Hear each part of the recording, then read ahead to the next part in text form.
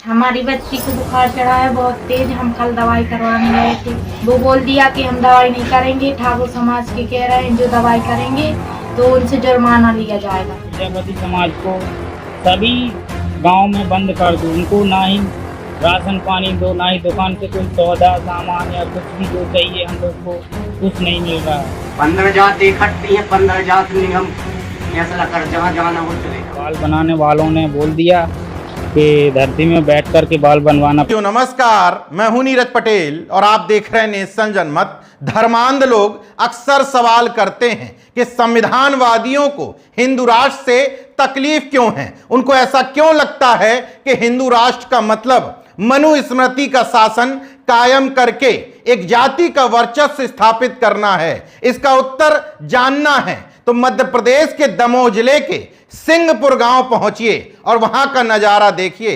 हिंदू राष्ट्र ना सही, लेकिन भारतीय जनता पार्टी के शासनकाल में हिंदू ग्राम बनाने की साजिश जरूर की जा रही है। सिंहपुर से जिस तरह के वीडियो सामने आ रहे हैं वो बताते हैं कि इस गांव में मनुस्मृति के शासन के हिसाब से छुआछूत, भेदभाव, असमानता अपने उच्चतम शिखर तक पहुंच गई है। मनुवादियों की साजिश का आलम यह है कि पिछड़े वर्ग में आने वाली नाई जाति के लोग पिछड़े वर्ग की ही प्रजापति या कुम्हार समाज के लोगों से कह रहे हैं कि हम कुर्सी पर बैठ करके तुम्हारे बाल नहीं काटेंगे। बाल कटवाना है तो कुर्सी से नीचे यानी कि जमीन पर बैठो, तब तुम्हारे बाल काटेंगे। बाल बनाने वालों ने बोल दिया कि धरती में बैठ कर के बाल बनवाना पड़ेगा और गांव वालों से जो गांव वाले कहेंगे कि हाँ ठीक है कुर्सी पे बैठ के बनवाओ तो बनाएंगे, नहीं तो नहीं बनाएंगे। जातिवाद का आलम देखिए। प्रजापति या चक्रवर्ती समाज के लोग जब इस बात को लेकर के पंचायत के पास पहुंचते हैं तो पंचायत प्रजापति समाज के लोगों का हुक्का पानी बंद कर देती है।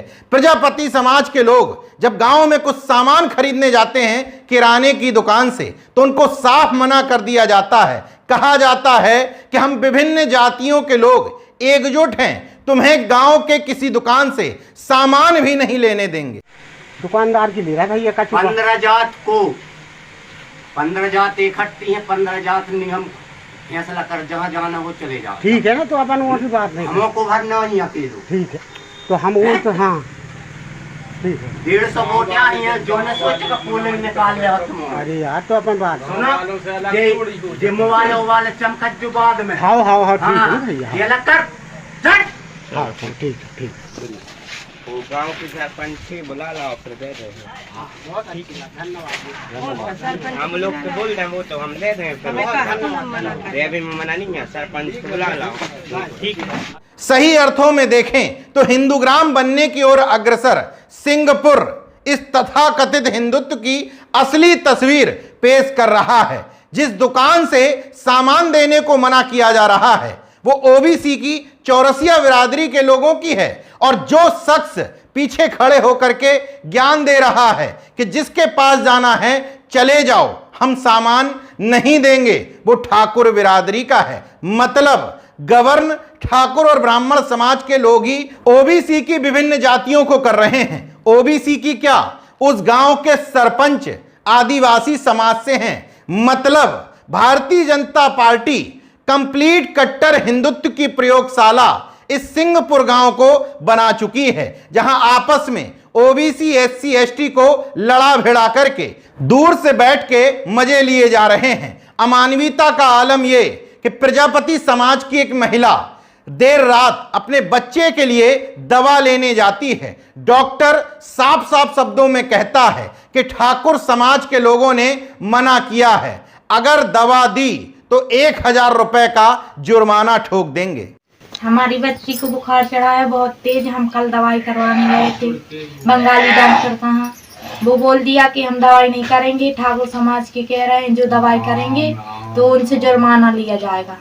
इस तरह का बैन केवल प्रजापति समाज पर ही नहीं बल्कि मध्य प्रदेश में ओबीसी में आने वाली धोबी बिरादरी, जिसको मध्य प्रदेश में बरेठा कहा जाता है, उस पर भी लगाया गया है। एससी में आने वाले अहिरवार यानी कि चमार समाज पे भी लगाया गया है, बंसखोर यानी कठेरिया समाज पर और वाल्मीकि समाज पर भी लगाया गया है। नेशनल जनमत से बातचीत करते हुए प्रजापति महासभा उत्तर प्रदेश के अध्यक्ष राकेश प्रजापति ने साफ शब्दों में कहा कि जिस समय उन्होंने होर्डिंग लगवाई थी लखनऊ में, जिसमें जे वर्णाधम तेली कुमारा चौपाई का जिक्र करते हुए तुलसीदास चौबे के जातिवाद पर सवाल उठाया था, उस समय तमाम मनुवादी तिलमिला गए थे कि रामचरितमानस पर सवाल क्यों। राकेश प्रजापति कहते हैं इस तथाकथित हिंदू धर्म और रामचरितमानस में अगर कुम्हार समाज को अपमानित नहीं किया गया है तो सिंहपुर गांव में आखिर ऐसा क्यों हो रहा है। इस पूरे घटनाक्रम में मुझे राहत इंदौरी साहब की लाइन याद आती है, लगेगी आग तो आएंगे कई घर जद में, इस गली में हमारा मकान थोड़ी है। दूसरे समाजों के प्रति भेदभाव देख करके आंख मूंद लेने वाले बहुजनों को देख लेना चाहिए कि बारी सबकी आएगी। इस तथाकथित हिंदू राष्ट्र के एजेंडे में मनुस्मृति का शासन ही है, क्योंकि संविधान सभी समाजों को इजाजत देता है कि वो देश में बड़े बड़े संवैधानिक पदों पर बैठ सकें। गौर करिएगा, धार्मिक पदों पर नहीं बैठ सकते, ये मनुस्मृति कहती है। संवैधानिक पदों पर बैठ सकते हैं, ये संविधान कहता है। इसलिए इन लोगों को संविधान से सबसे ज्यादा तकलीफ है। हैरत की बात देखिए, वो नाई समाज जिसको खुद जाति का दंश झेलना पड़ता है। कुछ दिन पूर्व पंडोखर वाले गुरु शरण शर्मा ने नाई समाज का सार्वजनिक मंच से अपमान किया था। उस समय नाई समाज को लग रहा था कि ये कथावाचक हमारा अपमान करते हैं, मगर इस गांव में नाई समाज भले ही सवर्णों की वजह से मूर्ख बना, मगर मूर्ख तो बन गया। उसको समझ में नहीं आया कि वह अपने भाई के खिलाफ ही इस तरह का जातिगत दुराग्रह कर रहा है, वो भी मनुवादियों के कहने पर। अगर उस गांव के पिछड़े दलित समाज के लोगों को यह बात समझ में आ जाती है तो मनुवादी और सामंती क्या खाक कर लेंगे।